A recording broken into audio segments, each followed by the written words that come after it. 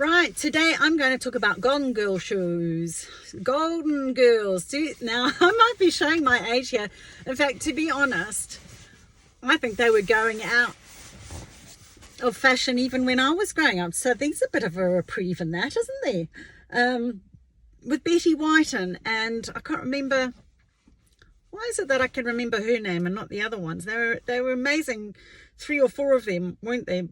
Blanche and I can't remember who. There was the really tall lady, but it was a TV show, wasn't it? And it was comedy, and it was the old ducks, and they're just a hoot, you know. Like, one's very simple, one was sex craved. There was, so I think Betty White was the one that was not so smart. But anyway, it was just, really good, clean, fun watching comedy, wasn't it? And the reason I wanted to have Golden Girl shoes on is that, you know, us ladies, we have so much pressure put on us to look and be a certain way, that we just aren't aging gracefully like we could, you know, not being that whole true authentic selves, not being allowed to be, or thinking that we're not allowed to be. I'm going to correct that statement. Thinking that we're not allowed to be. Okay, I want to fly in the face of that. I'm going all out to go, let's not have all the, you know, implants and false stuff going on. Why don't we age gracefully, you know? And the Golden Girls were amazing. And I you know what I've got in my mind, like a real clear picture, and I put it up on my comedy club. If you don't know about this, I've actually got the quarantine comedy corner, and I started it in at the beginning of the pandemic, because I just thought sometimes you just actually, things were getting pretty tough, hey, and people's mental health were spiraling. And I thought, you know, how could I just have a bit of a state change every day for everyone that's interested out there? So I started the quarantine comedy corner, because I thought if I could get people to smile every day, just for a brief moment even, it would bring them joy and laughter in a dark time. And that's why I set it up. So, and I tell you what, I mean, you know, we've got quite a few members now, and they're great. Like, I've connected with people from all over the world, and it's incredible, because I'm just like, I would never have known about this guy sitting in Kariba in Zimbabwe, and another person sitting over in the States and Idaho, I think it was. I mean, like, I've connected with so many people because of that place, and it's all because we connect on a level of humor, and it got us through. I can't tell you how many people I've since met. Like, there was a dude that I went to in Christchurch, in another town, in another city in New Zealand, and there was a big gathering, and there were some people there, and I didn't even know they were members of that group. And I know I'm going off on a tangent here, but I just wanted to share this with you. And you know, there were 2 people that came up to me and went, I know who you are. You're the one who runs that comedy corner.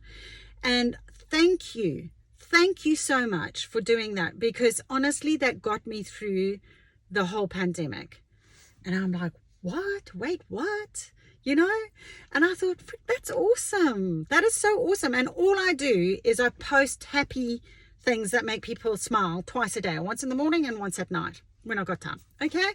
And anybody else who wants to share, do it. And let's talk about it. And, you know, we all giggle and laugh about certain ones.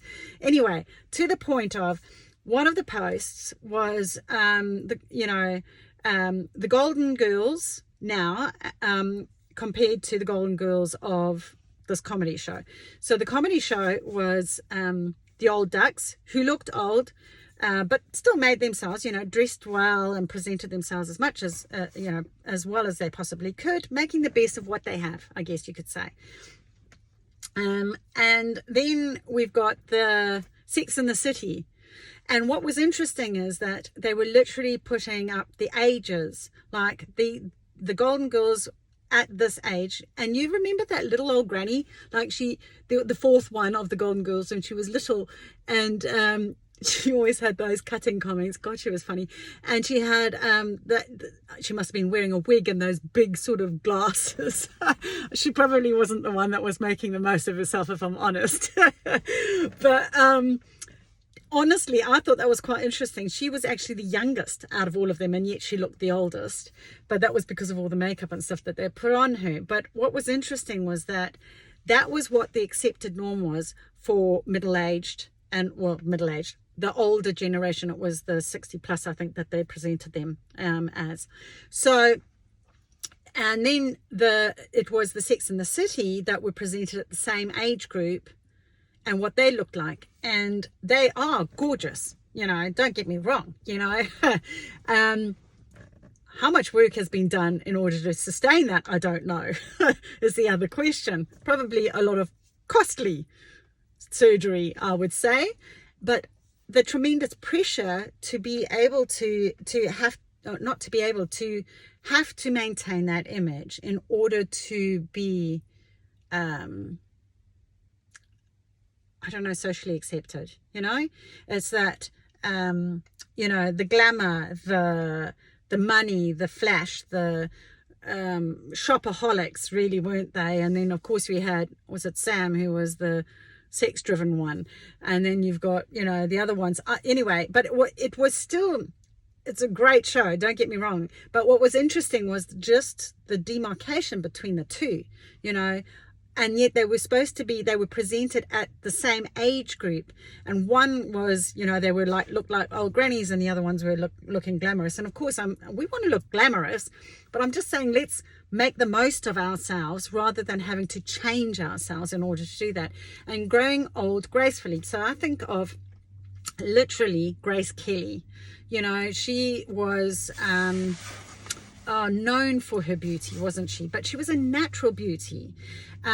Yes, she had money so that she could buy glamorous clothing, was married to a jolly prince, so, you know, hey, that helps, right? You know, just kiss a few frogs, ladies, we'll be fine, you know.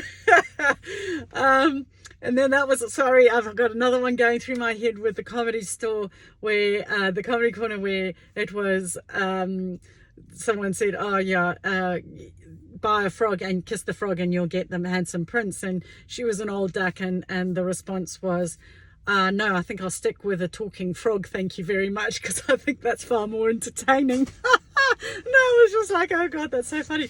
Anyway, so why, you know, my love, I would have it where let's make the most of what we've got, you know.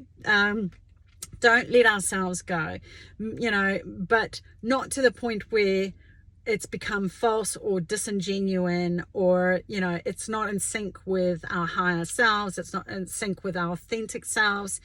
You know, you can grow old gracefully. You don't have to do all this massive changing.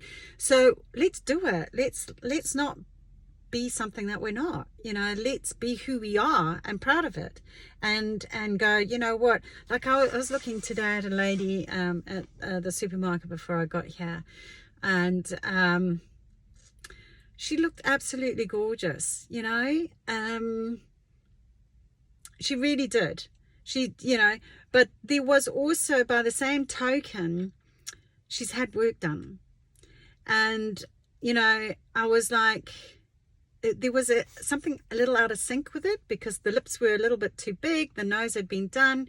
She was definitely older than me. She had a long plait, blonde, dyed blonde.